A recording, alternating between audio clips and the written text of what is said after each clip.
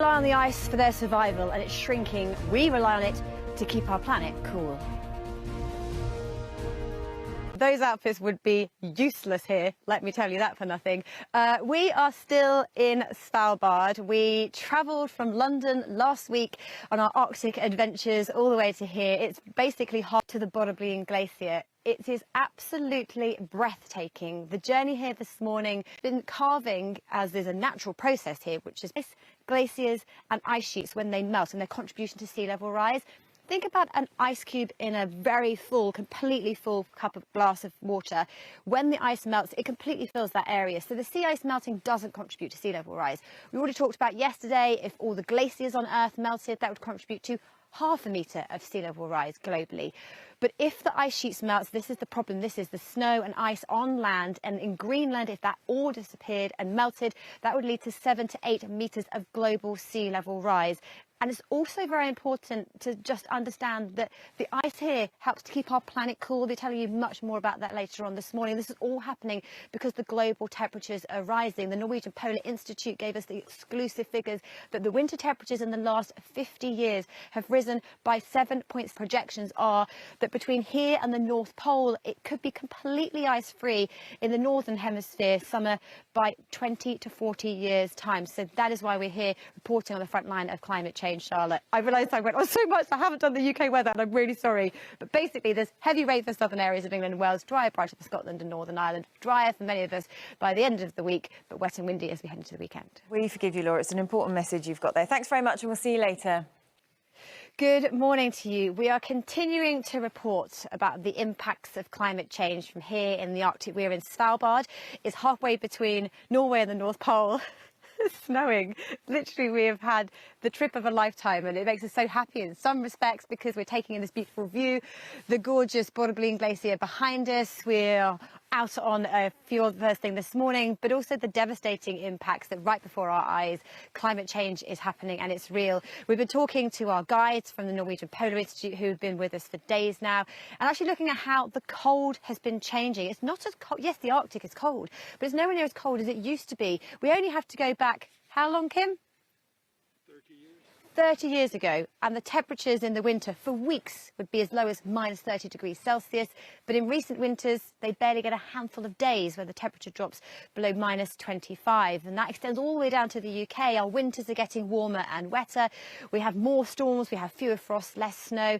And the lack of snow and ice means the Earth will warm more, and it has huge impacts on the animals, the wildlife, ecosystems, and obviously on sea level rise as well. So we'll have more on that later on this morning from our stunning locations. So the forecast here is snow, but the forecast closer to home is cloud and rain. Not for all of us. Let's look at the detail. Low pressure's moved in from the west, brought a weather front in overnight through England and Wales. Further north it's largely fine, but as we head through the next few days, high pressure will build. That settles things down before we see another weather front moving from the west as we head through to Friday. So this is how it looks for first thing this morning. We have our cloudy skies for England and Wales, the rain heavy for northern and eastern areas of England, and it's so heavy the Met Office have issued a warning for this rain that's likely to bring the risk of some localised flooding, a lot of spray on the roads as well. Scotland and Northern Ireland that bit drier and brighter, and temperatures today climbing maybe just into the low 20s, high teens for most of us. The outlook for this evening and overnight tonight is for that cloud and rain to slowly clear away as the high pressure builds in. Things look set to turn drier. So the outlook for Wednesday and for Thursday, high pressure around. The rain clears away. A little bit more in the way of sunshine, and temperatures again high teens, low 20s. And then as we head through to Friday, there's a weather front queuing up from the west, and that will then through the course of Friday bring increasingly wet and windy conditions from the west that slowly marches its way eastwards. There's still a lot of question marks as to the detail as we head into the weekend. At the moment looking that bit drier and brighter, and hopefully that bit warmer too, with temperatures climbing in the low to mid 20s. It is snowing. We're so excited, and the snow is so lovely and powdery, and the air is so fresh and clean here. It's not like any snow I've ever witnessed before. But I just want to talk a little bit, first of all, about the people here. The people are amazing, and there's such a draw to Svalbard, where we are halfway between Norway and the North Pole.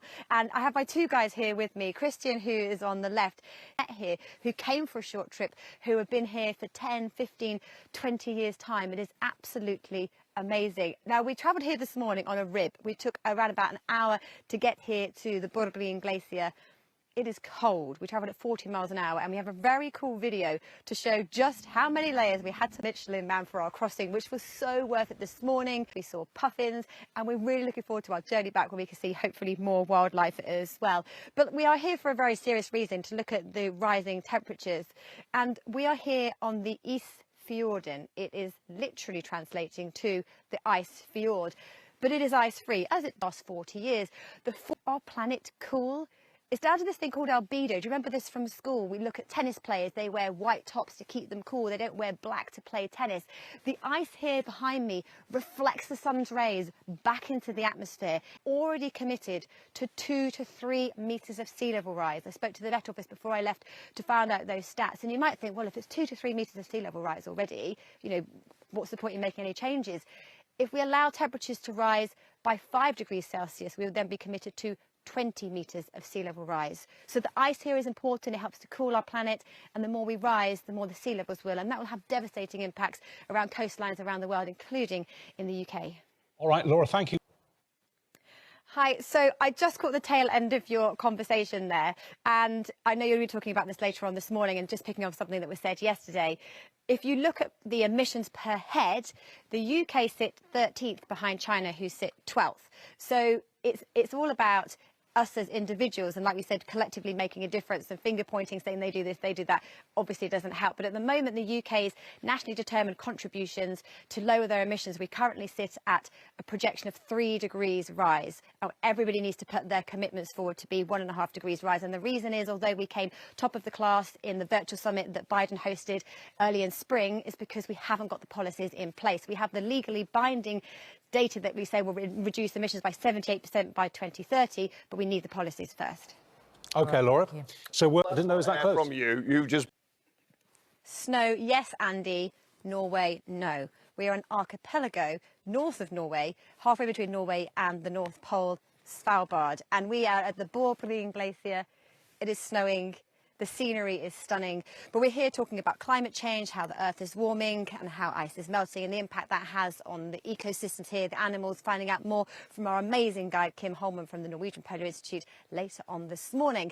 Weather-wise for the UK, worlds away from where we are this morning, and Andy said there's a lot of cloud around in the forecast, particularly for southern areas for England and Wales. Scotland and Northern Ireland, drier and brighter, and actually continuing in the theme it has done for the last few days.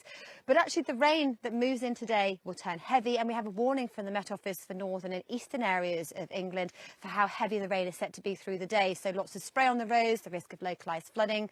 And through the day, England and Wales stay pretty grey. Scotland and Northern Ireland drier and brighter. Temperatures high teens, low 20s. A promising outlook for Wednesday and Thursday, drier and brighter, many of us. Translates as ice fjord, but it's been ice free for the last 11 winters. And behind me, the Borgling Glacier. We travelled here earlier on this morning. But weather-wise for the UK, it is snowing here. For you guys, it is rain that is the fortune, particularly further south. And actually, the outlook for the next few days changes from rain to high pressure, bringing dry conditions before we end the working week with yet more wet weather. First thing this morning, though, it's largely dry and bright for Scotland and Northern Ireland. England and Wales, cloudy with rain, and that rain is heavy through southeastern areas of England, eastern England, heading its way towards the northeast, where we have a warning from the Met Office for how heavy the rain will be today. So a lot of spray on the roads, allow extra time for your journeys, and just take extra care. And with a little bit more cloud than the last few days, those temperatures down on recent to the high teens, low 20s. Overnight tonight into tomorrow, the rain clears away. Wednesday, Thursday look drier and brighter before we see that rain arriving come Friday. The adventure here has been amazing, but obviously the reality that we've seen is devastating, and in the short space of time, how the landscape is changing here and how it affects the animals. We got on a boat this morning from where we've been staying in Longyearbyen all the way across the glacier, the fjord here, which is called East Fjord. And as I mentioned earlier, it's now, East Fjord means ice fjord, but it's now been ice-free for the last 11 winters. And this is having really big impacts on the animals, the wildlife ecosystems, and all the loss of ice is also having huge impact on the weather in the UK too.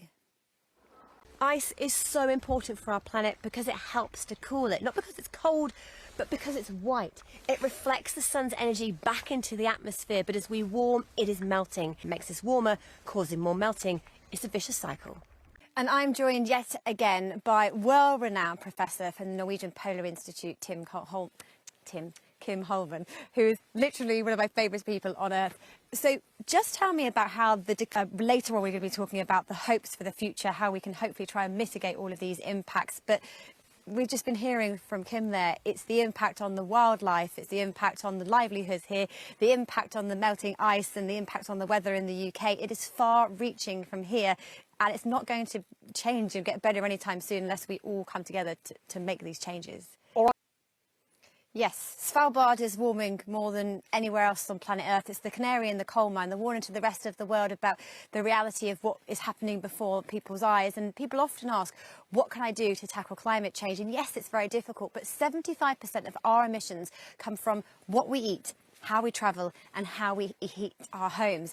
And it's those things that we need to be looking at to really reduce our emissions. But if every one person made one change just from watching what we've done for the last few days, that in itself will help. And it's everybody working together to find these solutions. So I am hopeful that change will come, and hopefully from reporting from here and showing you everything we've been showing you, why it matters just so much. But moving on to the weather, we had snow showers earlier this morning. It's now dry with absolutely stunning scenes, but closer to home for you guys, the weather's looking wet. Well, it is for England and Wales at least. A weather front moved in overnight, bringing cloud and rain. It's heavy for southeastern areas of England, eastern England and eastern Scotland, northeastern England, and that brings with it a warning from the Met Office with a lot of spray on the roads, slow-going conditions. Scotland and Northern Ireland are drier and brighter today with top temperatures high teens, low 20s. The rain clears away. It's looking drier and brighter Thursday and Friday with rain for Friday.